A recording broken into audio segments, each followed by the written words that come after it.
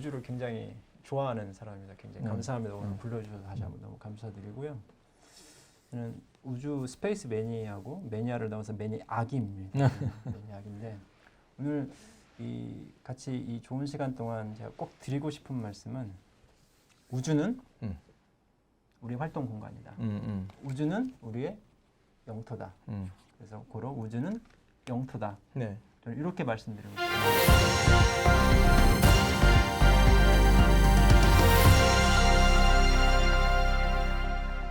박수 많이 할까요? 네, 반갑습니다. 저 국토교통과학기술진흥원 김병수라고 하고요. 주제를 고민하다가 스페이스라고 제 전공 따라서 지었고요. 근데 요즘에 스페이스 이코노미라는 말이 조금씩 나오기 시작을 해서 과연 현재 우리나라가 우주를 바라보는 시각이 어떠하고 그런 국제적인 동향에 따라서 비해서 우리나라 동향이 어떠한지 보고 앞으로 우리가 이렇게 갔으면 좋겠다라고 하는 어떻게 보면 제 나름대로의 그냥 우주를 바라보는 시각을 한번 정해봤고요. 그래서 한번 보시면 될 것 같습니다. 좋은 시간 됐으면 저도 좋겠습니다. 저 처음 요 내용을 공식적으로 이제 제 생각을 풀어보는 것 같아요.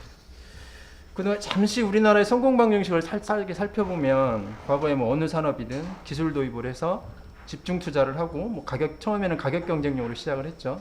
그 다음에 나중엔 점점 시장을 진입을 하고 시장을 확보해서 특정 산업 분야에서는 이제 시장 지배자가 된 우리나라 그런 케이스입니다. 그래서 지금 살짝이 보면 2018년도 UN 컴트레이드 기준으로 보면 자동차의 전 세계 무역 규모가 약 한 4천조 원 정도 되는데 그중에 우리나라가 2.4%를 차지하고 있더라고요. 굉장히 크죠. 항공은 정말 아쉽게도 0.7% 정도 되고요. 제약도 한 0.7% 정도 됩니다. 아마 우주는 한 0.4%가 안 되지 않을까라는 게 제 추측입니다. 하여튼 그렇고요. 그러면 현재 이렇게 우주 스페이스 이코노미라는 말이 나오고 있는데 그러면 이 우주 시대에 앞으로 성공 방정식 무엇일까 한번 생각해보자라는 취지로 이 톡을 준비를 했습니다. 이게 보통 우리 항우연 과기부하고 항우연이 우주 산업 실태조사 쓸 때 표지에 쓰는 그림인데요. 혹시 우주는 뭐라고 생각을 하시나요? 저희 우리 과학기술 기술 혁신업계에 계시는 분 중에 첫 번째로 제가 생각하는 가장 유사한 답을 해주셨어요. 립 서비스가 아니라 진짜로 그렇습니다. 이 보시면 우주는 대부분 다 이게 우리나라 제3차 우주개발진흥 기본계획상에 나와 있는 로드맵이죠. 이렇게 보시면 여기에 발사, 체니, 위성이 등등등등 있고 뭐 탐사라는 말이 있지만 기본적으로 우리나라가 이 바라보는 우주에 대한 시각은 기술이에요. 그래서 우주개발진흥 기본계획에 나와 있는 총괄 로드맵도 사실은 기술 로드맵입니다. 기술 개발 이런 물건들을 이런 기술적 제품들을 요때 이렇게 개발하겠다. 그래서 쏘겠다라는 게 큰 취지라고 보시면 됩니다. 그래서 우주에 대한 기본적인 시각은 우리나라는 기술이라고 보는 게 사실은 맞습니다. 그래서 우리나라의 과학기술부가 우주의 총괄부처라고 되어 있는 거고요. 만약에 기술에 대한 시각이 아니라 다른 시각이었다면 다른 곳이 총괄을 하겠죠. 같은 상황이 그렇습니다. 지금까지 잘 해왔어요, 우리나라가. 보시면 2020년 기준으로 약 전 세계적으로는 약 90조 원, 85조 원 정도의 이 투자가 있는데요. 그 중에 미국이 뭐 거의 반절 이상을 차지하고 있고요. 우리나라도 보시면 아주 8천억 원 정도로 잘 하고 있습니다. 우리나라 무역 11번째더라고요. 제가 세보니까 11번째고. 근데 미국하고 우리나라하고 이 절대적인 규모 차이에서 보면 미국의 우주 투자는 연구개발 플러스 비연구개발 분야 다 포함한 겁니다. 1.5% 정도밖에 안 되더라고요. 미국의 전체 GDP 대비 우리나라 GDP가 약 한 7.8%라는 걸 감안하면 굉장히 작은 수치예요. 사실 아주 단순한 산술적으로 보더라도. 그럼에도 불구하고 우리나라 굉장히 많이 연구개발 중심이긴 하지만 우주에 대한 예산이 급격히 늘어나고 있고요. 그래서 2020년 기준으로 약 8천억 원 정도의 투자를 하고 있습니다. 이렇게 투자한 덕분에 사실은 많이 좋아진 건 사실이에요. 보시면 양쪽으로는 아직 뭐 미국이 굉장히 크지만 세계 탑 10%의 논문 중에 우리나라가 약 8번째 정도의 규모를 차지하고 있습니다. 근데 이상하죠. 여기 보시면 당연히 미국이 제일 앞에 올 것 같은데 러시아가 제일 앞에 오죠. 우주 분야의 특징이 하나 있어요. 우주 분야의 특징이 하나 뭐냐면 소위 말하는 최신 기술이라고 하는 거, state of the art라고 하는 기술은 논문을 잘 퍼블리시가 되지 않습니다. 대부분 다 국방이나 이런 다른 쪽에 연결돼 있어서 조금 조금 약간 철이 지난 정도, 100% 뭐 어쨌다고 말씀드리기는 어렵지만 약간 좀 철 지난 논문들이 주로 나오는 게 사실입니다. 그래서 이 수치는 좀 이게 OECD 통계이긴 하지만 조금 제가 보는 관점에서는 문제가 있는 통계고요. 반면에 이 특허를 보시면 전 세계 탑 20개 지역을 봤을 때 가장 많은 특허를 내는 공항이 당연히 미국의 캘리포니아 쪽이고요. 그 20개 지역 중에 우리나라도 두 군데가 들어가 있습니다. 하나는 수도권과 그다음에 대전, 충청의 충청권 두 군데가 들어가 있다는 거죠. 굉장히 사실은 뭐 프랑스도 두 군데가 들어가 있고요. 중국도 두 군데, 뭐 독일, 그다음에 우리나라 두 군데 있습니다. 러시아, 뭐 일본은 사실은 좀 한 군데 완전히 집중돼 있어서 상황이 좀 다르긴 하지만 어찌됐든 러시아, 일본, 캐나다, 이스라엘이 각각 한 군데씩 들어가 있죠. 그러니까 지금까지 잘 하고 있는 상황입니다. 현재의 R&D 약 8천억 원의 투자를 기준으로 해서 봤을 때. 그다음에 우주 개발이 미국 중심의 우주 투자였기 때문에 미국 중심으로 보자면 어떻게 보면 아주 서로 코워크를 하는 정도를 보면 과거에 약 20년 전에는 우리는 변방에 있었어요. 굉장히 우주 개발에 끼지 못했죠. 이게 항공하고 우주의 독특한 특징이 있는데요. 이게 배타적 경쟁과 협력이라는 키워드가 작용을 합니다. 그 말은 뭐냐면 경쟁할 만한 능력이 가진 나라들끼리 협력한다. 그 뭐 돈이 많든 뭐 기술 뭐가 다른 조건이 있어도 협력할 만한 능력이 없으면 끼워주지 않는 이런 배타적인 협력 관계를 가지고 있고요. 그래서 이런 어떻게 보면 이런 공동 연구에 공동 협력 네트워크에 들어갔다는 그 자체가 우리나라도 얼마큼 올라왔다라는 그것을 의미한다고 볼 수 있어요.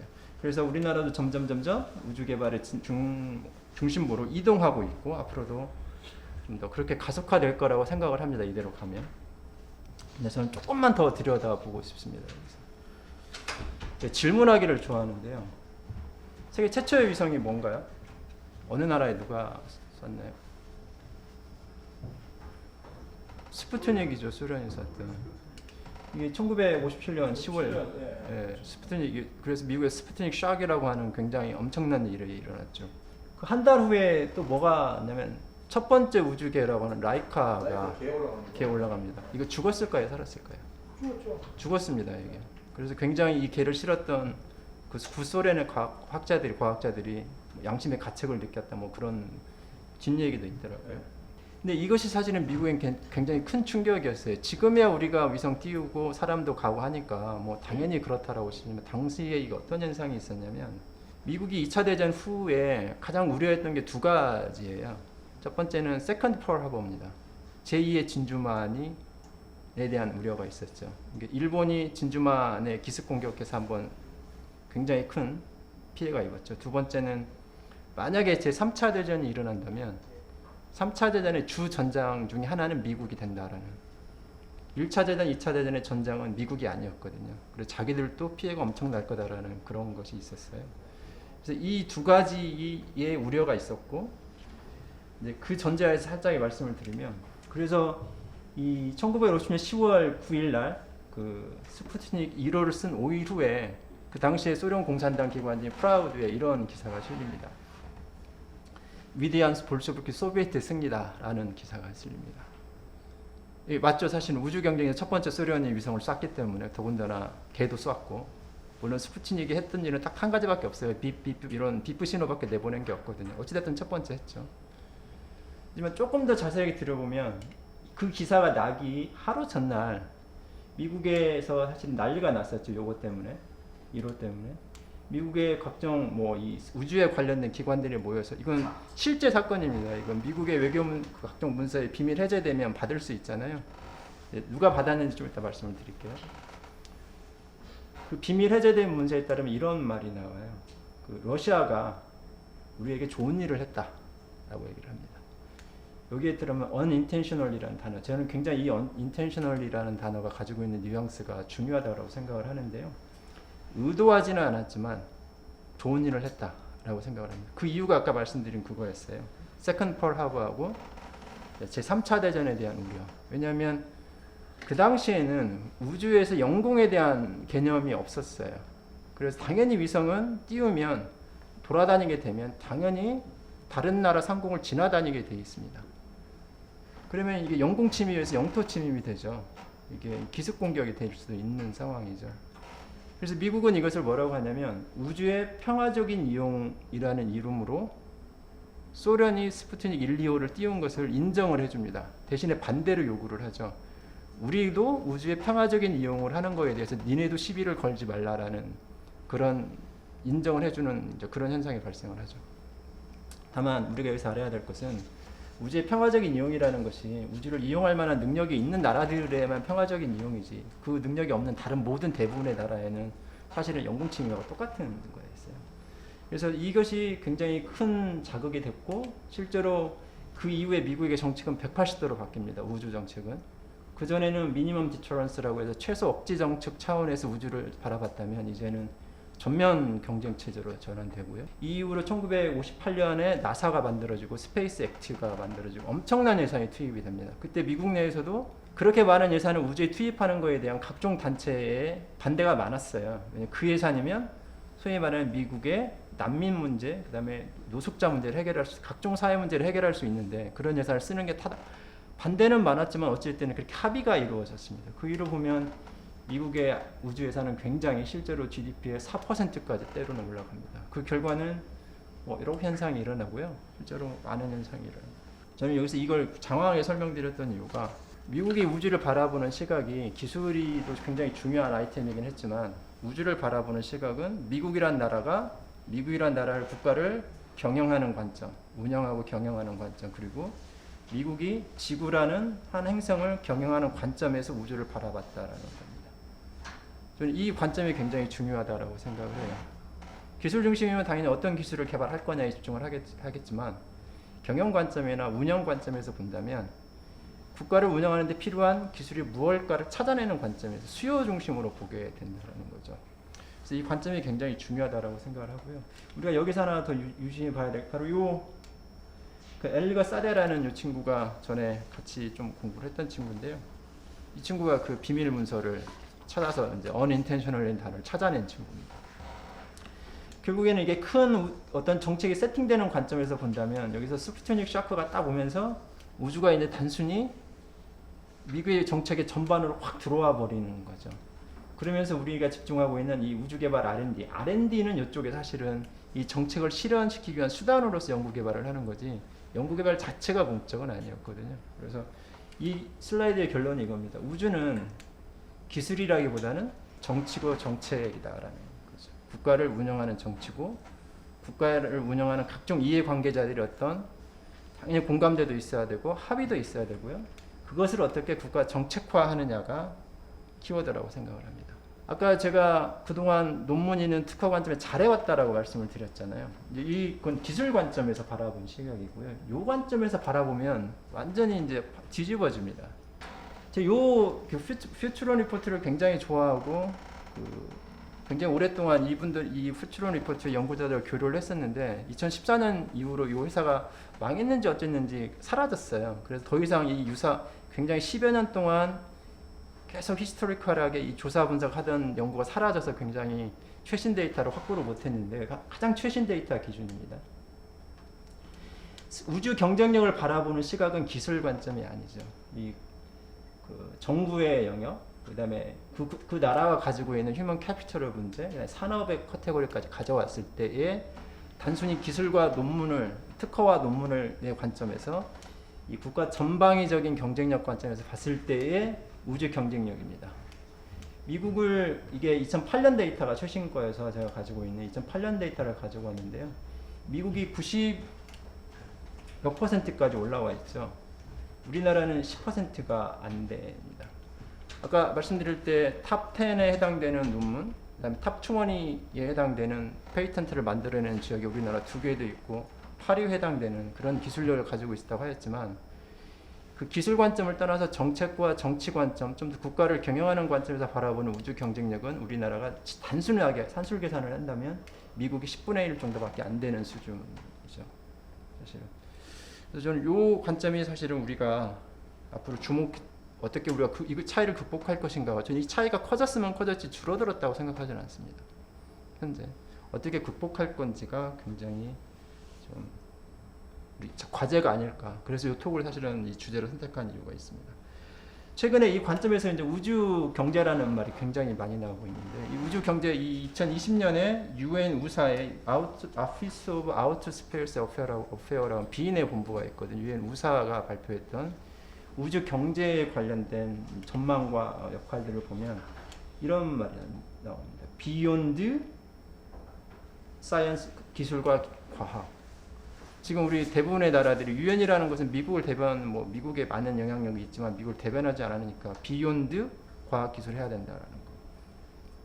또 보면 어떻게 보면 이코노미로 어떻게 점점 할 거냐 이런 관점이 나오고요.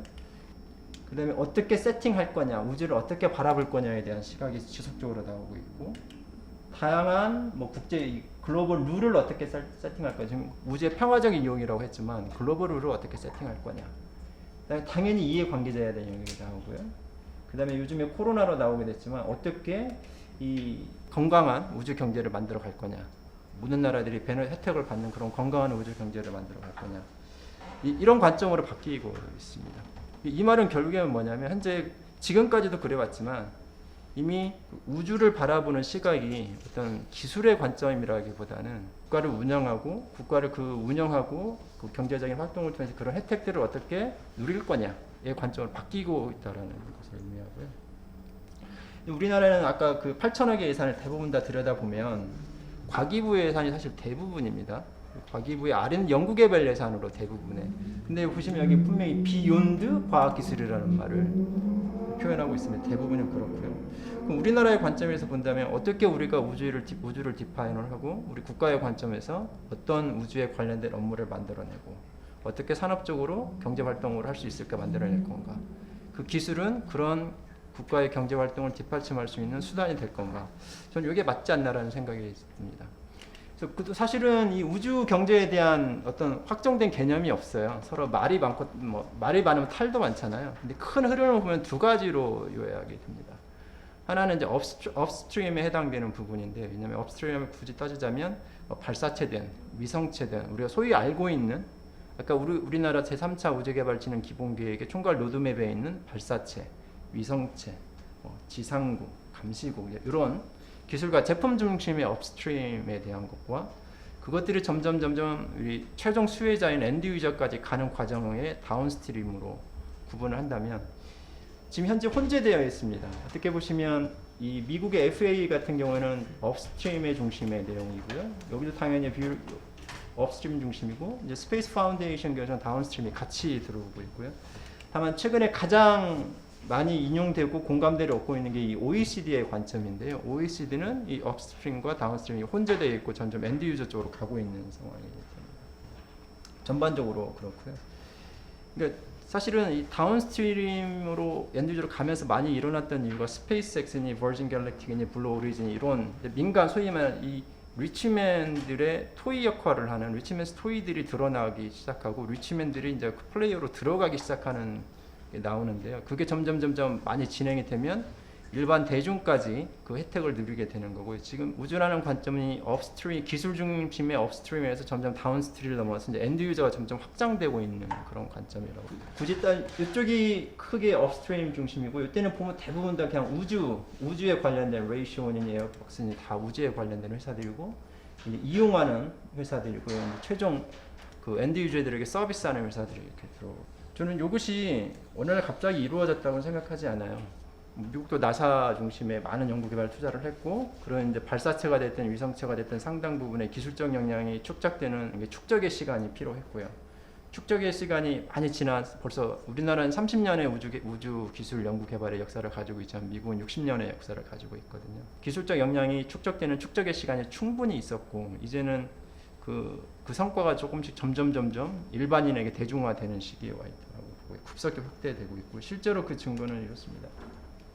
그 관점에서 보면 2020년 기준으로 약 400조 정도의 우주 전 세계인데 그 중에 약 한 320조, 340조 정도 이쪽이 이 다운스트림에서 시장 규모를 차지하고 있어요. 지금 벌써 아직 우주 경제라는 거에 대한 명확한 개념이나 합의된 어떤 범주가 나오지 않았음에도 불구하고 벌써 이 다운스트림 중심의 우주 시장이 만들어지고 있다는 그 결과도 사실은 이 OECD 보면 이 과학기술적인 이 연구개발의 많은 혜택보다는 그 외에 비연구개발 쪽 혜택이 벌써 90% 이상을 차지하고 있다는 통계가 나오고 있고요.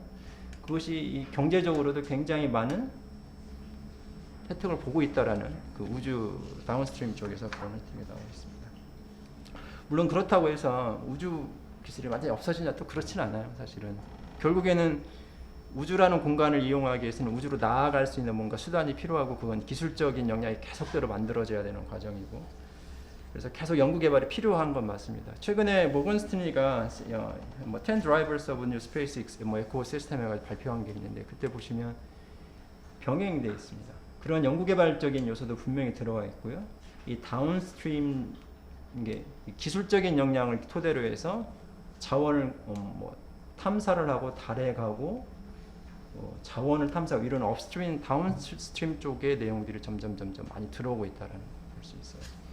실제로 2021년 기준으로 현재 만들어지는 신생 벤처기업이나 스타트업들을 보면 순수 연구개발 쪽보다는 어떤 그 우주 제품에 대한 연구개발 쪽보다는 그 이용하는 다운스트림 쪽의 내용이 많아지고 저는 특히 이 중에서 이거 보고 굉장히 놀랐던 부분이 이 스페이스 트래픽 트랜스포테이션 이 부분 STM이라는 부분입니다. 사실은 제가 항공 쪽도 같이 하고 있기 때문에 항공 쪽에 관련된 그 항공교통 체계를 ATM 체계라고 부르고 있고 요즘에 UAM이라고 많이 부르잖아요. 또 UAM이라는 거 도심 항공교통을 의미하는 UAM 체계가 있고 그다음에 UTM이라는 것은 좀 더 밑에 그 고도 150m 미만에서 움직이는 UTM 체계가 있고요. 그래서 UTM, UAM, ATM 이 체계가 항공교통 체계를 이루고 있는데 우주라는 공간으로 넘어가게 되면 이제 STM 체계가 나오고 있어요. 사실은 STM은 이것이 군사위성에 등등등의 많은 군적 요소가 있어서 STM 체계에 대해서 서로 해야 된다는 동의를 하고 있지만 아직 이해관계 국가들끼리 합의가 이루어지지 않은 게 굉장히 많은데요. 이 STM 체계가 이를 연구 그 기업의 어떤 그 비즈니스 영역으로 하는 회사들이 이 10대 영역 중에 들어왔다라는 게 저는 굉장히 놀랐던 영역이에요. 이 말은 뭔 말이냐면 우주라는 공간이 점점 이 군사나 정부의 공적 영역에서 민간이 향유하는 공간으로 내려오기 시작했다라는 것을 의미합니다. 제가 살짝의 슬라이드 위치를 하나 바꿨습니다. 그리고 가지고 계신 슬라이드하고 위치가 하나 바뀐 게 있습니다. 실제로 KPMG도 보시면 그 KPMG가 2020년에 KPMG가 일종의 딜로이트처럼 이렇게 좀 비즈니스 컨설팅하고 이런 그 전문 보스턴 컨설팅한 좀 그런 기관인데요. 어떤 2030년에 일어날 어떤 30개 정도 예측을 한 게 있어요. 그 중에 한 5개 분야를 나눴는데 그 중에서 우리가 보면 스페이스 트래블, 그다음에 지로 그래비티, 저 이거 하나 예를 들어드리려고 합니다. 그다음에 리빙 인 스페이스, 그리고 그 에브리 비즈니스, 그리고 뭐 리딩 스페이스, 스페이스 데이터 이게 아마 STM에 관련되고 스페이스 그 인터넷, 셀룰라 인터넷에 관련된 게 될 거고요. 그리고 우주 환경에 대한 특히 우리 지구 주변에 굉장히 많은 그 쓰레기들이 돌아다닌다고 하잖아요. 실제로 이 1cm짜리 우주 쓰레기면 굉장히 돌아가는 속도 때문에 우주를 그 위성하나 관통할 수 있거든요. 그러면 이제 멜펑션 나서 포개집니다. 그러면 점점 많은 쓰레기들이 많아져 이게 굉장히 나중에 심각한 문제가 될 거예요. 그래서 이 말은 결국에는 지금 우주가 단순히 기술 영역을 점점 넘어날 거다라는 우리가 삶의 공간이 인간이 삶의 활동이 인간 활동을 유지하는 또 다른 공간이 될 거다라는 걸 의미하고 있고요. 그 중에서 저는 특히 유심히 보고 있는 게 이 28번째입니다. 그 legal jurisdiction. 지금 아까 말씀드렸던 그 스푸트니크 후에 일어났던 우주의 평화적인 이용으로 대변되는 국제 우주법이 이제는 어떻게 보면 그걸 향유할 수 있는 나라들만의 전유물이었다면 이제는 우리 지구촌을 구성하는 모든 나라들에게 적용될 수 있는 어떤 법적인 이런 국제법뿐만 아니라 국내 이 법적인 체계가 마치 2차 대전 후에 시카고 컨벤션을 통해서 세계 이카오가 만들어지면서 민간 항공교통 체계가 만들어진 것처럼 우주에서도 그런 조만간 그런 체계가 이루어질 거다라는 예측이 저는 사실 개인적으로는 여기서 그 리걸 주리스딕션 이 부분이 굉장히 중요하다라고 저는 우리가 바라봐야 될 거라고 생각합니다. 그 중에 제가 조금 이제 공간 개념에서 좀 말씀을 드리려고 합니다. 첫 번째가 우리가 살고 있는 게 사실 그 중력 가속도 그래비티 환경에 살고 있잖아요. 그래서 아주 자연스러운 환경이죠. 근데 만약에 이 미세 중력, 마이크로 그래비티 상황으로 공간을 올라가면 아주 이렇게 됩니다. 이게 지구상에서 만들어진 이 촛불의 이 형태죠. 이게 이렇게 됩니다. 이유는 간단해요. 중력 때문에 이렇게 됩니다. 사실은. 그래서 어떻게 보면 아주 균질하게, 예를 들면 어떤 재료를 만들어낸다, 아주 균질하게 뭔가를 만들어내야 된다 하더라도 사실은 이 중력이기 때문에 지상에서 만들어 놓은 것보다 우주에서 만들어낸 게 굉장히 품질이 훨씬 좋습니다. 사실은. 또 그 안에서 사람을 살아가야 되는 문제가 생기죠. 그러면 사람의 생체에 어떤 현상이 발생할까? 만약에 지금 우리가 지구에서 몇 세대가 우리 조상들이 몇천 년에 걸쳐서 이렇게 살아왔지만, 만약 거꾸로 non-1G environment 환경에서 또 30세대가 살아간 후에 900년 후에 지구 인간의 몸은 어떤 일이 일어날까? 그럼 900년 동안 가서 살아봐야만 알 수 있잖아요. 그래서 실제로 그러기엔 너무 오랜 시간이 걸리니까 그런 현상을 묘사를 해서 그런 실험을 많이 하고 있어요. 예를 들면 초파리가 인간의 유전자와 굉장히 많이 몇 퍼센트 닮았다고 하잖아요. 근데 초파리는 이 한 세대의 세대를 거치는 과정이 굉장히 짧다라고 합니다. 그래서 초파리를 가지고 올라와서 이 마이크로 그래비티 상황에서 몇 세대를 돌려왔을 때 이 초파리의 유전 DNA 상에 어떤 변화가 생기는지 이런 연구를 하고 있거든요. 점점. 물론 이제 과거에는 그런 연구를 수행할 수 있는 기술적 역량이 상대적으로 부족했기 때문에 활성화되지는 않았지만 실제로 이미 20, 30년 전부터 그 연구를 하고 있었어요. 제가 공부했던 곳에서도 사실은 바이오솔브라고 하는 곳에서 그런 연구를 했고요. 사람이 올라갔을 때 그래서 혹시라도 영화를 보실 때 현상에서 영화를 보실 때 그 우주 공간에서 한 60일, 90일 동안 있었는데 딱 내려온 다음에 자연스럽게 막 걸어간다. 이게 다 거짓말입니다. 절대 그렇게 걸어갈 수가 없습니다. 원지 상황이 아닌 상태에서 우리 몸에 적응이 됐기 때문에 이 중력의 힘이 굉장히 세게 느껴져서 휠체어 타고 내려와요. 이런 상황이 그러면 거꾸로 이 우주 공간에 어떻게 하면 지구의 원지 인바이러먼트 상황을 환경을 묘사를 해서 마치 지구에서 살아가는 것처럼 만들 수 있을까? 지금 공상과학 우리 영화 SF 영화에서 나오잖아요. 그런 것들에 대한 연구가. 또 하나는 이제 제가 이제 KPS 담당을 하고 있다 보니까 이 KPS는 대표적으로 우주에서 만들어지는 이용해서 지구 방향으로의 정보를 이용하는 굉장히 유용한 데이터입니다. 그리고 나라를 운영하고 국가를 경영하고 군사적이든 어떤 형태가 되든 가장 필요한 정보 하나가 내가 언제 어디에 있냐죠. 사실은 우리가 아마 한 10년 전쯤에 우리 핸드폰의 시계는 다 달랐어요. 아마 시간 차이가 약간 좀 있었어요. 시간 차이가. 근데 지금은 시간을 다 보시면 거의 다 똑같습니다. 왜냐하면 이 시각동기를 위성으로 했기 때문에 그래요. 그래서 시각동기화를 이성으로 했기 때문에 지금 핸드폰에 가지고 있는 시간이 똑같습니다. 이 시간이 똑같은 게 왜 중요하냐면 거꾸로 내가 3명이 금융거래를 했다고 한번 얘기를 하고 있습니다. 내가 누구한테 100만 원을 받아서 B한테 100만 원을 주기로 했어요. 그럼 순서가 이렇게 돼야 되잖아요. 근데 하필이면 여기에 있는 사람의 시간이 10분이 빨라요.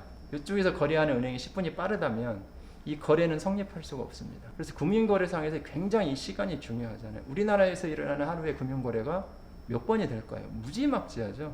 그래서 이 시각이 정확히 동기화되어 있지 않으면 이 금융이 꼬여버리는 상황이 되죠. 그래서 위치 정보와 시각 정보, 그다음에 방향 정보가 굉장히 중요한 사실은 시각 정보입니다. 과거에 이렇게 세상이 빠르지 않고 어쩌다 한번 일어날 때는 시간 정보가 중요하지 않았지만 지금같이 빠른 시대에는 이 3가지 정보가 굉장히 중요한 정보가 됐고요. 현재까지는 그 GPS에 의존했다면 이제 우리나라도 점점 우리나라 자체 KPS라는 한국형 GPS에 의존하겠다라고 사업을 시작한 건데 굉장히 중요하다라고 생각을 해요. 왜냐하면 기술적인 측면도 있지만 국가라는 어떤 집단을 운영하는데 기본적으로 제공해야 될 인프라의 정보 형태의 인프라가 바로 PNT 정보이기 때문에 그렇고요. 또 하나는 이 그림이 갑자기 약간 학문적으로 보이는 그림이 하나 있죠. 이게 지구라고 생각을 하면 이게 달입니다. 지구 중력권 안에 있으면 가장 중요한 두 힘이 지구와 달입니다. 태양도 아니에요. 태양계 전체로 보면 가장 중요한 두 물체는 태양과 목성입니다. 나머지 모든 물체는 없다라고 생각을 해도 사실은 풀 수 있어요. 물론 모든 물체를 다 엠바디 프로블럼이라고 해서 위치를 정확히 예측하고 할 수 있다면 좋지만 못 풉니다. 현재 우리나라뿐만 아니라 전 세계 어느 나라가 가지고 있는 모든 컴퓨팅 능력을 다 동원해도 그 엠바디 프로블럼은 풀 수가 없습니다. 일반적으로 풀 수가 없어요. 그래서 어떻게 하냐면 그 개 시스템 내에서 가장 다미넌트한 두 개의 물체만 딱 놓고 얘를 기준으로 한 평면 안에 있다라는 전제 하에 문제를 한번 해석을 해보면 이게 이제 제한 삼체 문제라고 부르는데요. 그래서 이걸 지구 중력장 내에서도 이 지구와 달을 놓고 보면 같은 평면 하나고 했다고 했을 때 요 L1 이 5개의 포인트가 중력의 힘의 균형이 일어나는 위치죠. 여기에 있으면 이리 끌려가지도 않고요. 이쪽으로 끌려가지도 않습니다. 여기에 만약에 어떤 우주를 경영하는 누군가가 나만의 인프라를 갖다가 해놓는다면 거꾸로 아까 말씀드렸던 스페이스 인터넷이라고 했던 그 우주 통신 중계기를 어디에다 위치해 놔야 될까? 지구와 달 사이에 바로 이런 위치가 되겠죠. 대표적인 게 이거거든요. 태양계에는 우리 그 지구와 화성 사이에 소행성대가 있죠. 들어보셨죠? 이 소행성대가 바로 이 L1 포인트에 해당되는 것입니다. 이게 태양이라고 놓고 이게 목성이라고 하면 이 L1 요 자리에 소행성이 위치해 있습니다. 가장 태양 쪽으로 끌려가지도 않고 목성 쪽으로도 끌려가지 않는 이런 포인트들이죠. 힘의 균형점입니다. 이런 많은 태양계를 요 위치상을 보면 그럼 각각의 중력장을 활용했을 때 이 소위 말하는 스페이스 하이웨이를 어떻게 이동할 수 있는 공간을 설계를 할 건가? 우리 고속도로 설계를 하잖아요. 그다음에 KTX 설계도 하고 많은 길이 나오겠죠. 그럼 어디에 우리가 스페이스 스테이션을 만들어야 될까? 어디에 우주 정거장을 만들고 만약에 지금 스페이스 투어리즘 이런 말이 나오고 있지만 어디 위치에 우리가 마치 버스가 한 번씩 멈추듯이 멈출 장소 정거장을 만들 건가?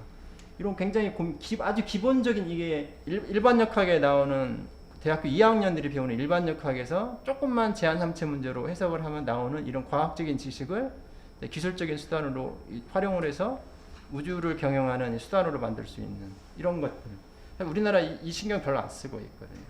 굉장히 많은 신경이 필요한 부분이고요. 대표적인 것 중에 하나가 옛날에 일본이 하야부사라는 소행성 때에 위성을 착륙시켜서 소행성이 뭘 가지고 어떤 물질로 이루어졌는지를 가지고 다시 지구로 돌아왔잖아요. 잘 생각해 보면 소행성 때에 있는 애는 안정되게 있지만 이렇게 돌아다니는 애들은 굉장히 시속 몇만 킬로 상태로 초속으로 움직입니다. 걔를 따라갔을까요? 초속 몇만 킬로로 움직이는 소행성을 따라갈 수 있는 추진제가 있다면 아마 엄청난 게 되겠죠. 지금 현재 뭐 극초음속 비행체 이런 말만 이거는 아무것도 아니죠. 사실은 따라간 게 아니고 일본의 위성이 그 소행성이 어디로 올지를 미리 알고 그 앞에 가 있었던 거예요. 그리고 가 있었더니 얘가 따라오면서 마치 이쪽 입장에서 보면 이쪽 카메라 입장에서 보면 내가 쫓아가는 모양이 된 거예요. 실제로는 먼저 가 있었던 거고 소행성이 자연스럽게 착륙을 할 겁니다. 이게 쉬울 것 같죠?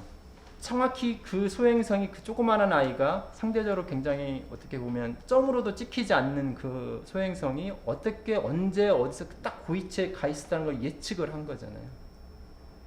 굉장히 중요한 포인트죠. 그래서 이 우주를 어떻게 이용할 건가에 대한 굉장히 많은 과학적 지식과 아마 이거는 제 생각에는 제한 삼체 문제뿐만 아니라 굉장히 많은 그래서 저는 기초과학 투자는 이런 데 해야 된다고 생각을 해요. 개인적으로 이제는. 그래서 어떻게 우리가 이 우주를 바라보냐의 시각의 차이에 따라서 우리가 발사체, 위성체, 지상국 그런 중심에서 수요 중심으로 바꿀 수 있을지를 한번 고민해 보면 좋을 것 같고요. 제가 이 슬라이드를 앞쪽에 있다가 뒤로 뺐습니다. 저는 이렇게 제가 우주를 바라보는 시각이 이겁니다. 우주는 인간의 활동 공간이다. 그리고 인간의 활동 공간이 인간이 활동하는 동안에 국가는 그 인간의 그 활동 공간을 안전하게 유지할 의무가 있다라고 저는 생각을 합니다. 이게 국가의 의무죠. 내가 세금을 내는 이유가 그거고요. 대항해 시대 때 3대 기술이 있었어요. 이 카라크선이나 카라벨선이라고 부르는 이 연근해를 다니는 배에서 원해로 나갈 수 있는 배가 하나 있었고요. 당연히 나침판이 있었고요. 그다음에 아스트톨라베라고 하는 그 위치를 배의 움직이는 위치에서도 별을 활용해서 방향을 측정할 수 있는 위치를 측정할 수 있는 요 세 개를 가지고 사실은 포르투갈, 스페인, 네덜란드, 영국 요 상태로 서양이 동양으로 이제 소위 대항해 시대를 시작한 거죠. 요 하우트 컬러큐엄의 1차로 윤지영 교수님께서 하셨던데 그때 그 비슷한 말씀이 나오더라고요. 그래서 이 서양이 동양에 대한 어떤 꿈을 가지고 동양을 쫓아서 따라온 지 400년 만에 이 동서양의 이 힘의 역학 공개가 바뀝니다. 이게 400년이 걸렸지만 그 말은 저는 이렇게 생각을 해요. 지리상의 발견이 단순히 어떻게 보면 과학적인 이 세계가 업적이라기보다는 굉장히 이런 기술 푸시적인 요소들이지만 어떤 역사를 바꿀 수 있는 굉장히 중요한 거라고 보고요. 그때는 그 기술적 관점에서 봤지만 지금 역사를 해석하는 관점에서 보면 이 세 개의 기술이 공간을 활용할 수 있는 아주 정말 키 요소였다라는 거죠. 지금의 우리도 이미 우주도 우주 기술이라는 것이 공간을 활용할 수 있는 기술의 관점에서 저는 그래서 바라봐야 된다고 생각을 해요. 단순히 누군가가 어떤 발사체를 개발하니까 우리도 개발하겠다가 아니라 어떻게 하면 우리가 우주라는 공간을 잘 활용할 건가? 어떻게 하면 우주라는 공간에서 국가가 해야 될 인간의 활동을 안전하게 유지시킬 역할을 할 수 있을까? 그런 관점에서 바라봐야 된다고 생각하고요. 이것이 저는 바로 스페이스 이코노미라고 생각을 합니다. 실제로 이 공간에 두 가지 특징이 있습니다. 공간이 우리가 땅과 바다와 하늘 얘기를 하잖아요. 물론 바다에서도 뭐 수상가옥에서 살기는 하지만 기본적으로 하늘과 바다는 이동 통로죠. 정착할 수 있는 위치는 아닙니다. 기본적으로 하늘과 바다는 이동 통로입니다. 땅은 이동 통로 역할도 하지만 그곳에 또 살아가는 정주하는 곳이죠. 우주도 아까 말씀드렸던 L 포인트들, 또 힘의 균형이 이루어지는 것을 잘 활용을 하면 정주할 수 있는 공간이 되죠. 그럼 현재 우리가 우주를 바라보는 시각을 그래서 인간이 거주하고 움직이는 통로의 관점에서 바라보고 정말 우주에 대해서 우리가 무엇을 해야 될지 많이 나온다라고 생각을 하고요. 전 그래서 이 우주 기술은 영토를 확장시킨다라고 생각을 합니다. 그래서 스페이스 이코노미는 결국에는 우주라는 영토 안에서 일어나는 모든 인간의 활동이 스페이스 이코노미라고 항우연을 제가 따왔는데요. 그래서 우주는 저는 영토다라고 생각합니다. 경제는 특정 공간 영토 안에서 먹고 사는 것과 관련된 모든 인간 활동이 경제다라고 저는 그래서 OECD 관점보다 조금 더 확대 해석이 돼야 된다고 저는 생각을 하고요. 고민하다가 마지막에 슬라이드를 넣었습니다. 이게 지금 현재 제가 6개의 걸 보여드릴 건데 우리나라 부처에 가지고 있는 우주에 관련된 그 부처가 지향하는 지향점입니다. 이게 어디일까요? 말씀 안 드리겠습니다. 우주 정보 수집 분석 기술 개발. 그다음에 산업강국, 산업부 겁니다. 사실은 산업부에는 우주라는 말이 없더라고요. 외교부 겁니다. 환경이나 이런 부분은 북극 이런 건 있어도 우주에 관련된 건 없습니다. 여기도 마찬가지로 우주라는 단어가 없고요. 공군의 항공 우주력을 하겠다라고 했지만 내용을 보니까 그냥 말만 있더라고요. 우주자만 하나 넣었더라고요. 과기부입니다. 여기 우주 영토 확장이라는 말이 있어서 참 반가웠는데 이건 부호더라고요. 결국에는 누리호 발사하고 내일 발사하죠. 22일 내일 발사하고 KPS 하겠다. 제가 KPS 팀장이 이걸로 우주 영토 확장이라고 생각을 하고 저 이제 마지막인데요. 저는 사실 우리나라가 너무 이렇게 거창한 과대 이 생각의 점프인지는 모르겠지만 아까 11여권의 우주 경제력 등등등등이 경쟁력을 가지고 있다고 하지만 향후에 우리나라가 구한말 같은 어떻게 보면 그런 치욕의 역사를 하지 않는 방법 중에 하나는 물론 100% 그렇다고 생각하지 않지만 방법은 우리가 또 다른 제4의 영토로 다가오는 우리의 우주를 어떻게 우리의 인간의 활동 공간화하는가 그것에 달려있다라고 저는 개인적으로 제가 우주 좋아하니까 그렇게 생각을 합니다. 그래서 제가 이렇게 정했고요. 우주는 영토다. 이게 제 생각입니다. 감사합니다. 생각보다 많았습니다.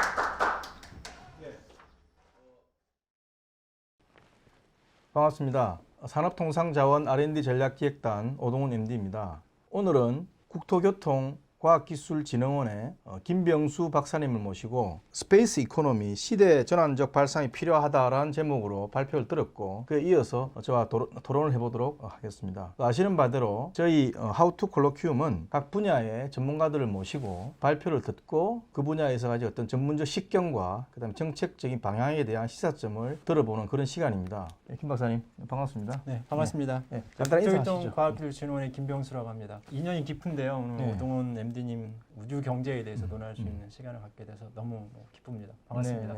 사실은 우리 김 박사님은 저하고는 인연이 거의 20년까지 안 됐지만 그 20년 없고 그죠? 그쵸. 예전에 같은 직장에도 있었는데 지금 따로 뭐 일을 하고 있는데 오늘 발표를 듣고 저 나름 상당히 이제 느낀 바도 많고 그래서 저는 뭐 상당히 좋았습니다. 그래서 오늘 감사합니다. 예, 이어서 몇 가지 좀 더 이제 질문을 좀 드리도록 하겠습니다. 우선 이 우리 저기 시청자님들께서 이해를 돕기 위해 가지고 이 우주라는 그냥 우리가 뭐 코스모스라 부를 수도 있고 스페이스라 부를 수도 여러 가지 이제 용어로 쓸 수 있는데 영어로는 그렇다면은 우주의 어떤 정의랄까 또는 범위가 좀 다를 거 아니에요, 그죠? 왜냐하면 그렇죠. 과학 기술적 학문적으로 볼 때 우주 또는 정책적 대상을 해서 우주 또는 뭐 실질적인 어떤 기술의 대상은 우주 다 다르니까 네. 그런 측면에서 이제 우주에 대한 어떤 정의를 조금 내려주시죠. 근데 우주 한국말로는 우리말로는 이제 우주라고 번역하는 영어로 보면 세 가지가 있어요. 하나는 이제 스페이스, 그다음에 유니버스, 그다음에 코스모스 세 가지가 있는데요. 그 스페이스는 어떻게 보면 공간적인 관점의 스페이스고 우리 보통 우주할 때 스페이스라는 단어를 쓰고 있고요. 유니버스는 거기에 시간적 개념이 들어가면 이제 유니버스가 되고 그 공간과 시간이 조화를 이루고 있다는 관점에서 쓰는 게 코스모스입니다. 저는 그래서 개인적으로는 우주는 코스모스가 맞는 것 같아요. 네. 하지만 어찌됐든 현재 우리가 사용하고 있는 용어는 스페이스라는 용어를 우주라는 용어로 사용하고 있고요. 기술적 관점에서 보면 우주 기술이라는 관점에서 보면 어떤 지상에서 스페이스X니 뭐 이렇게 나오고 있는 지상에서 무언가를 하늘 우주 공간으로 띄어 올리는 이제 발사체, 그다음에 그 물건이 되는 이제 위성체, 그다음에 그것을 운용하고 감시하는 이런 형태가 될 거고요. 거기서 어떤 뭐 위성으로 사진을 찍는다든지 그것보다 우주라는 관점은 스페이스 관점이 공간적 관점에서 보는 게 더 맞다라고 생각을 하고요. 실제로 국제법상으로는 우주의 평화적인 이용이라는 관점에서 보면 우주에 대한 영토적인 제한 조건은 없습니다. 어느 나라든 다 이용할 수 있어요.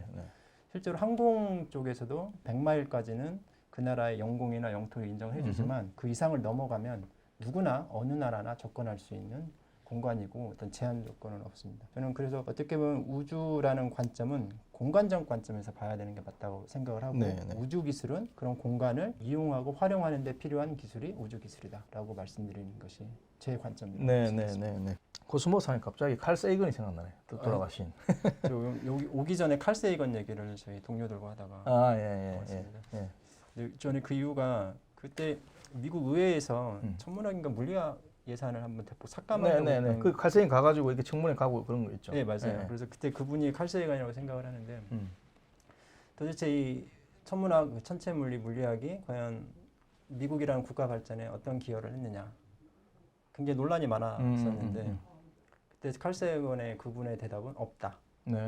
없는데 다만 우리는 미국이라는 나라를 지킬 만한 가치가 있는 나라를 만드는데 기여를 했다.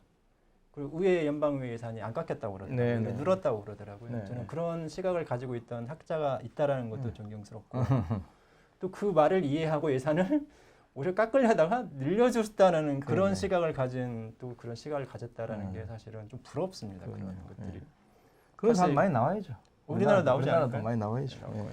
그 다음에 지금 이제 결국은 이게 이제 하나의 이제 일단 우주라는 개념이 그렇다 치면은 우주에 대한 연구든 뭐든 투자가 이제 병행이 되는 가운데서 전 세계적인 이제 일종의 캐퍼빌리티 즉 그 나라의 우주와 관련된 역량이 이제 막 구분이 되고 하는데 물론 역사도 중요하겠죠. 역사 중요하죠. 그런 측면에서 지금 현재 보면은 우리가 언뜻 생각에는 뭐 무조건 같은 미국이 1등일 거다. 뭐 그거는 대략 짐작되는 바긴 한데 전체적으로 일종의 뭐랄까 전 세계의 어떤 우주 프로그램과 관련된 큰 그림 일종의 랜드스케이프라 해야 되나 이 큰 그림에 대해서 조금 간단하게 한번 더 짚어주실 수 있나요 혹시?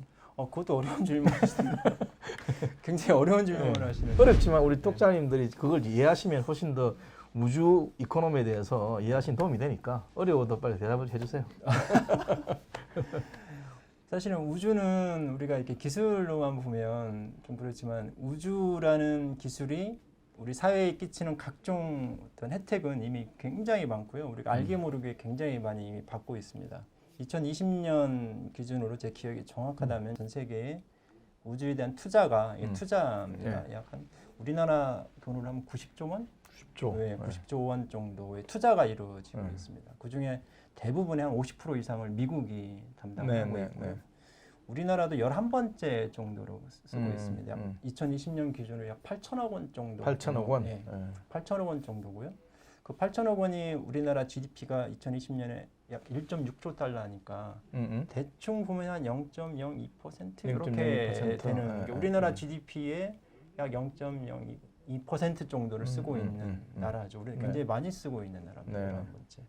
이게 상대적 규모로 보면 그렇지만 절대 규모로 보면 우리나라가 미국하고 예를 드니까 미국의 우주 예산이 약 50조 원에 8천억이면 약 한 1.5% 수준이에요. 네. 근데 미국의 GDP 대비 우리나라 GDP가 2020년 기준으로 약 7.8% 수준, 약 8%로 제가 기억을 하고 있거든요. 미국에 대비해서 우리나라의 전체 GDP가 네, 제가 공부를 좀 하고 왔습니다. 오늘 네네네. 물어볼까 봐서. 그러면 약 8% 수준인데 절대 규모는 1.5%밖에 쓰지 않고 있다. 그만큼 우리나라가 우주 개발에 상대적으로 사실은 적극적이지 않다. 오케이. 그럼에도 불구하고 지난 한 30년 동안 미국이나 소련 이런 소위 우주 선진국이라고 하는 나라들이 한 60년의 우주 개발, 70년의 우주 개발 역사를 가지고 있는 반면에 우리는 30년밖에 안 됐거든요. 그럼에도 불구하고 사실 굉장히 잘해왔어요. 실제로 전 세계에서 가장 많은 우주 관련된 특허를 만들어내는 20곳을 뽑으라고 하면 당연히 1위는 캘리포니아입니다. 미국이 제가 알기로 8군데의 미국에 있는 지역에서 가장 상위 탑 20위 안에 8개 지역이 들어가 있어요. 우리나라는 몇 개나 들어가 있을 것 같으세요?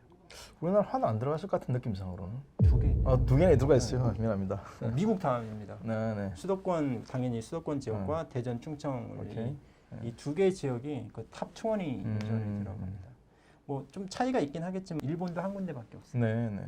개수 기준으로 보면 우리나라가 탑 20 중에 미국 다음에 2개입니다. 물론 뭐 프랑스, 중국, 독일 등도 2군데긴 하지만 그래서 굉장히 양쪽으로 성장을 많이 하고 있고요.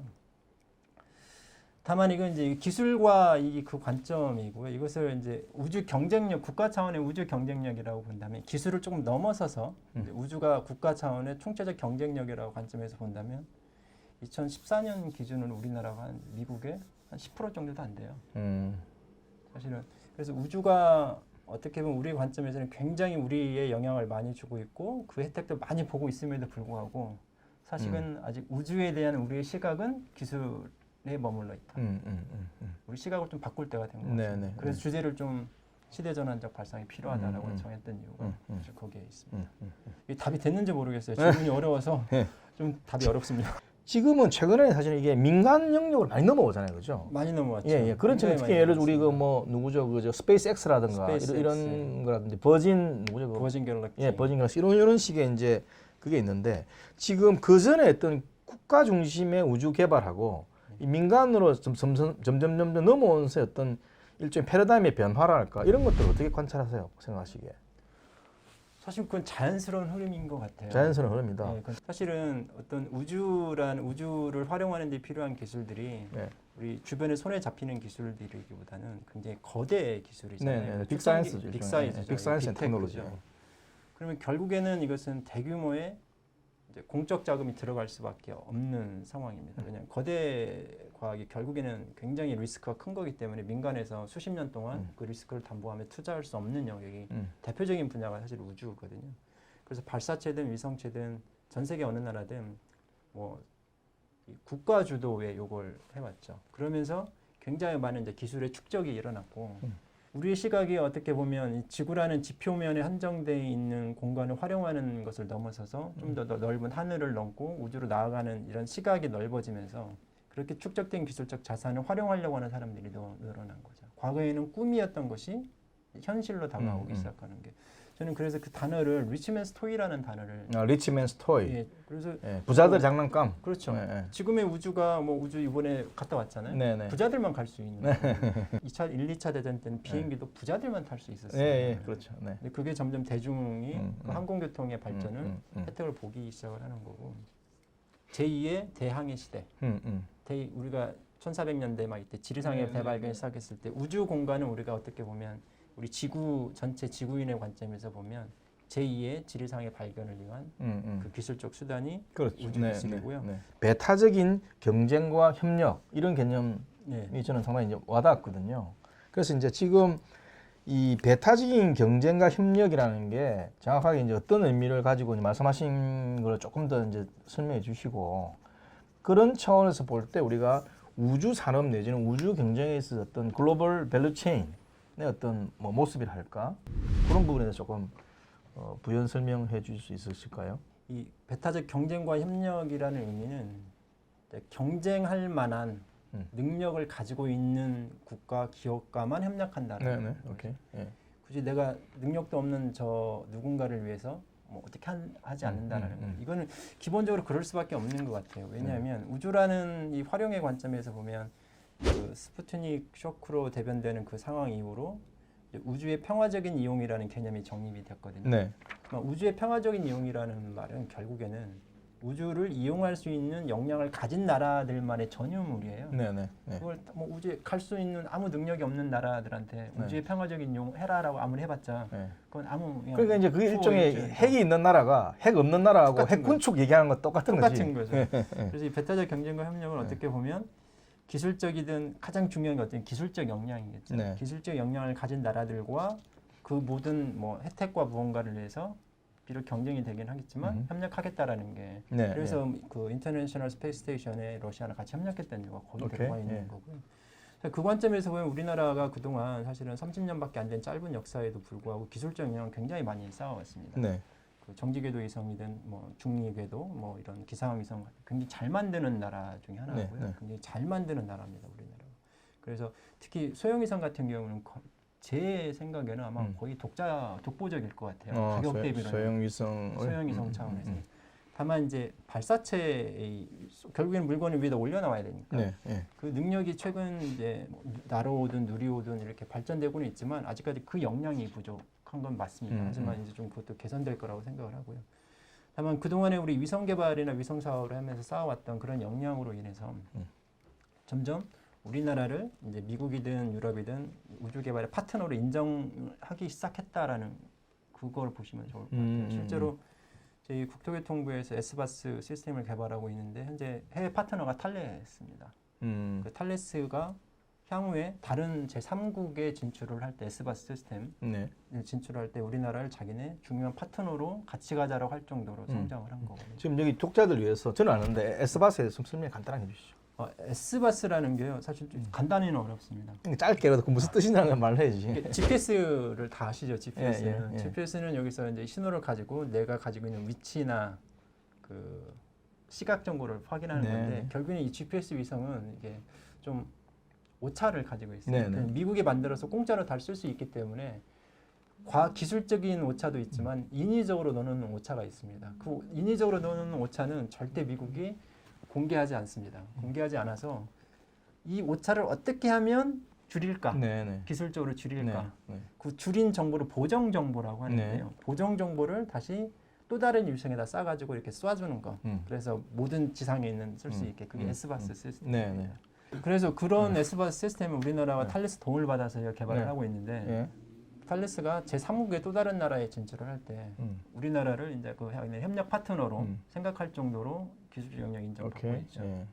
점점 배타적 경쟁과 협력 요 체계 안에 아까 말씀드렸던 그들만의 리그에 들어가고 있는 중이라고 보시면 가장 근데 이제 그것과 연관된 문제 하나 말씀드리면 우주라든지 이런 어떤 아주 초정밀 기술이 필요한 이런 부분에는 상당히 검증된 어떤 부품이라든가 아니면 검증된 어떤 생산자가 생산한 제품 말고는 잘 안 쓰는 경향이 있잖아요. 그러니까 선점 효과가 상당히 중요하다는 거잖아요. 그걸 반대로 얘기하면은 예를 들면 뭐 큰 로켓을 만드는데 거기 들어간 부품이 있다 치면 그 부품을 갖다 우리나라 새로 개발한다고 해가지고 레퍼런스 쓴 어떤 기록이 없으면은 그걸 절대로 잘 믿지 않는 그런 경향이 있잖아요, 그죠? 그렇기 때문에 그러니까 새로운 어떤 플레이어가 진입하기가 쉽지 않은 분야가 이제 우주 쪽이잖아요. 그런 측면에서 보면 제가 볼 때 우리나라에서 이제 어떤 우주 산업을 좀 더 빨리 진입하기 위해서 중요한 것 중에 하나가 레퍼런스를 빨리 확보하는 건데 현재 이제 여러 가지 상황상 이제 레퍼런스가 그렇게 빨리빨리 쌓이는 것 같지는 않거든요.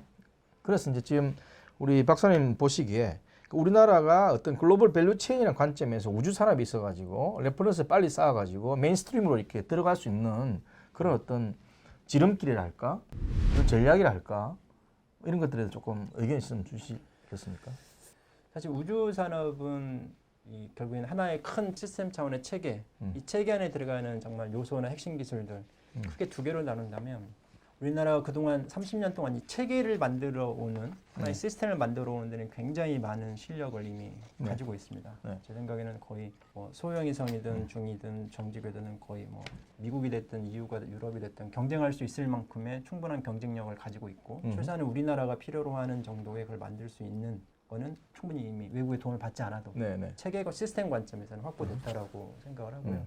다만 그 시스템 안에 들어가는 이제 부품 관점에서 이렇게 보면 아까 말씀하신 것처럼 그 부품은 10억짜리, 1억짜리 부품 하나가 4천억짜리 위성을 네. 날릴 수 있는 기본적으로 이 시스템을 만드는 입장에서 보면 이 스페이스 프루븐 또는 스페이스 퀄리파이드 또는 뭐 이런 것이 되지 않은 부분 쓰질 않습니다. 네네. 그래서 어떻게 보면 이 스페이스 프루븐 또는 스페이스 퀄리파이드 파트를 얼마만큼 우리가 많이 확보를 하느냐가 사실 기본적으로 우리 그 산업이 됐든 기술이 됐든 경쟁력을 좌지우지할 수가 있어요. 네네.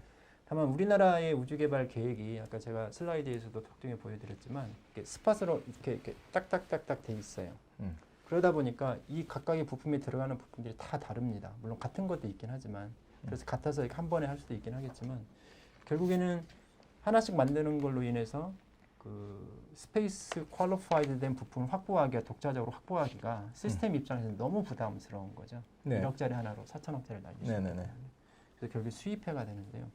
저는 여기에서 우리의 이 우주 개발의 접근 방법을 이렇게 투 트랙으로 가야 되지 않냐라는 생각. 투 트랙으로. 첫 번째 트랙은 국가가 필요하는 기본적인 수요를 만족시킬 수 있는 그 위성이나 발사체는 지금 형태대로 결국은 시스템 중심의 확보 중심으로 가야 되는 거고요. 네. 스페이스 퀄리파이드 된 이 아이템, 특히 미국에서 EL 품목, 수출 통제 품목이라고 부르는 이 부품들은 연구개발 차원에서 계속 조그마한 중형이나 소형 위성에다 실어서 테스트할 수 있는 그런 프로그램을 많이 만들어야만 이런 연구개발 트럭과 이 산업화 트랙을 이렇게 나눠야 되는데 지금 이렇게 섞여 있거든요. 그러다 보니까 시스템 중심의 정책이다 보니 이 부품 쪽은 어쩔 수 없이 소외되는. 좀 약하다. 그래서 이거 구별해서 추출력을 하는 게 저는 장기적으로는 처음에는 좀 힘들더라도 장기적으로는 그게 낫다라고 보고요. 그러면 연구개발은 주로 이런 수출이나 이런 그런 품목들, 이런 핵심 품목들 확보하는 그런 중심. 그 확보라는 방법은 위성에다 띄워봐야 되거든요. 네네. 그러니까 위성 개발도 띄워본 이것을 테스트하는 위성들이 많아져요. 네네. 그렇죠. 그러다 보면 이제 그 부품들이 많이 늘어나겠어요. 그것을 이 메인 요게 실는 아마 과기부에서도 그런 정책을 가지고 있는 걸로 알고 있어요. 다만 현존의 예산의 투입 비중이 이쪽이 많은 거죠. 시스템 중심의 사업에. 그래서 고맙습니다. 지금까지 뭐 여러 가지 말씀 잘 들어듣고요. 여러 가지 얘기했으니까 우리 저 시청자 여러분들한테 네. 오늘 제가 여러 가지 드린 말씀 중에 이것만은 좀 기억해 주세요. 이런 게 있으면은 간단하게 한 뭐 30초, 1분 정도 말씀해 주시죠. 저는 사실 우주를 굉장히 좋아하는 사람입니다. 굉장히 감사합니다. 오늘 불러주셔서 다시 한번 너무 감사드리고요. 저는 우주 스페이스 매니아고 매니아를 넘어서 매니악입니다. 매니악인데 오늘 같이 이 좋은 시간 동안 제가 꼭 드리고 싶은 말씀은 우주는 우리의 활동 공간이다. 우주는 우리의 영토다. 그래서 고로 우주는 영토다. 네. 저는 이렇게 말씀드리고 싶어요. 그래서 혹시 우주는 우주는 영토 이 개념이 떠오르시면 이제 저 김병수를 불러주시면 감사하겠습니다. 감사합니다. 예, 알겠습니다. 그럼 오늘 긴 시간 내주셔서 감사드리고요. 네. 우리 시청자 여러분들도 유익한 시간이 되셨으면 좋겠습니다. 네, 지금까지 시청해 주셔서 감사합니다. 네. 감사합니다. 네.